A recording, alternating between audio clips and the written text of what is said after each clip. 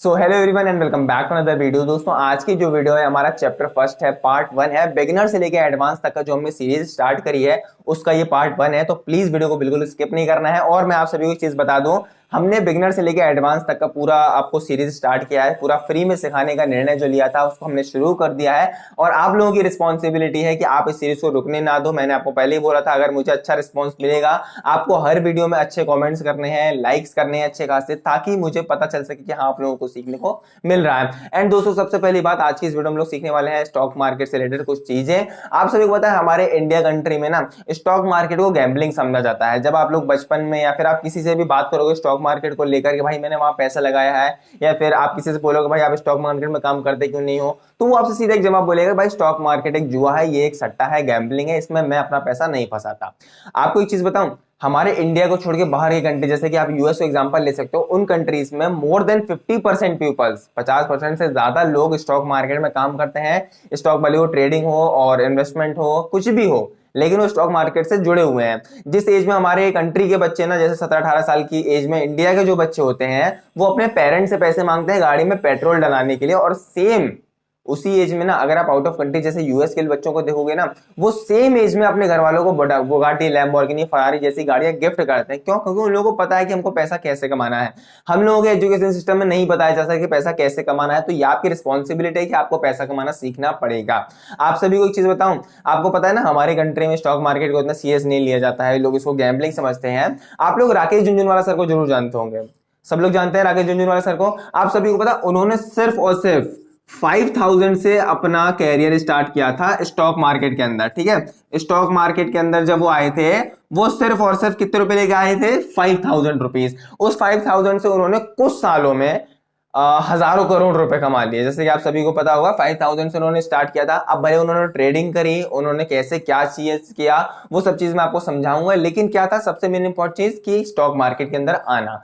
5000 रुपए लेकर आए। अब सबसे मेन इंपॉर्टेंट चीज आती है कि आखिर उन्होंने इस 5000 रुपए से हजारों करोड़ रुपए कमा कैसे लिया। काफी लोग बोलेंगे कि भाई हम लोग तो 50-50 हजार रुपए लेके आते हैं, 50,000 रुपए लेके स्टॉक मार्केट में आते हैं, क्या करने? ट्रेडिंग करने आते हैं, फिर भी हमारा लॉस हो जाता है। ऐसा क्यों? हम क्यों नहीं कमा पाते इतना? सबसे इंपॉर्टेंट चीज होता है मार्केट में आने के बाद, सबसे इंपॉर्टेंट चीज होती है आपकी थिंकिंग, आपका माइंडसेट, आपकी साइकोलॉजी। जब वो 5000 रुपए लेके आए तो वो गैम्बलिंग करने नहीं आए थे। आप 50,000 रुपए लेके आते हो तो आप गैम्बलिंग करने आते हो। वो 5000 रुपए क्या करने के लिए लेके आए थे आप सभी को पता है? वो 5000 रुपए लेके आए थे बिजनेस करने के लिए। ठीक है, वो बिजनेस के पर्पज से 5000 रुपए लेके आए थे स्टॉक मार्केट के अंदर। और आप लोग 50,000 रुपए जो लेके आते हो वो आते हो गैम्बलिंग करने के लिए, कि अपना लग आजमा लिया, मैंने ये कर लिया, मैंने 50,000 से 1 लाख बना देना है, आईफोन 11 ले लेना, आईफोन 13 14 ले लेना है।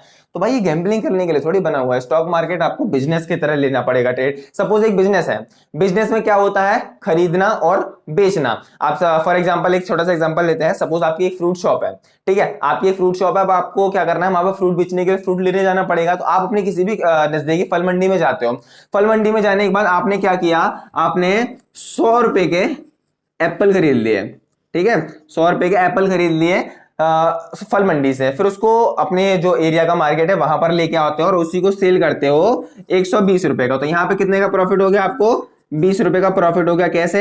आपने खरीदा 100 का, बेचा 120 का, तो आपको यहाँ पे 20 रुपए का प्रॉफिट हो गया। ये क्या हुआ? बिजनेस। सेम चीज होती है स्टॉक मार्केट के अंदर भी। हम लोग के क्या, स्टॉक मार्केट हो या फिर ट्रेडिंग हो, सेम चीज होती है वहां पर भी। फॉर एग्जाम्पल कोई एक पर्टिकुलर शेयर है 100 रुपए का, ठीक है, हमने 100 रुपए में ट्रेडिंग की बात कर रहा हूं, अभी हम लोग ट्रेडिंग के बारे में बात करते हैं। 100 रुपए का कोई स्टॉक है, स्टॉक को हमने क्या करा? बाय कर लिया इंट्राडे में 100 रुपए का। अब 100 रुपए का बाय करने के बाद हम लोगों को क्या चाहिए कि या तो वो 110 हो जाए, 120 हो जाए, 130 हो जाए, हमारा प्रॉफिट हो, ताकि हम उसको एग्जिट कर सकें। अब सपोज वो 120 का हो गया, ठीक है, आपने इसको एग्जिट किया, आपको कितने का प्रॉफिट हो गया? 20 रुपए का प्रॉफिट हो गया यहाँ पे। बट यहाँ पे एक चीज और है कि जरूरी नहीं है कि जो आप स्टॉक चूज कर रहे हो उसका प्राइस बढ़े ही, उसका प्राइस गिर भी सकता है। सो वहां पर आपका लॉस भी हो सकता है। ठीक है, ऐसा बिल्कुल मत समझना कि हाँ आप लोग 120 ही कमा लोगे, नहीं, वो 80 भी हो सकता है, आपका 20 का लॉस भी हो सकता है उसके अंदर। बट पता है आप जब मार्केट में आते हो, भले आप ट्रेडिंग कर रहे हो, आप कुछ भी कर रहे हो, सबसे इंपॉर्टेंट चीज आप लोगों की थिंकिंग है कि ये गैम्बलिंग सोचकर बिल्कुल भी मत आना कि आप जुआ खेलने आ रहे हो। यहाँ पे आप जितना भी कैपिटल लेके आ रहे हो उसको कैसे यूज करना है, कितना यूटिलाइज करना है, कैसे कितना कहाँ पे डिवाइड करना है, सब कुछ आपको सीखना पड़ेगा।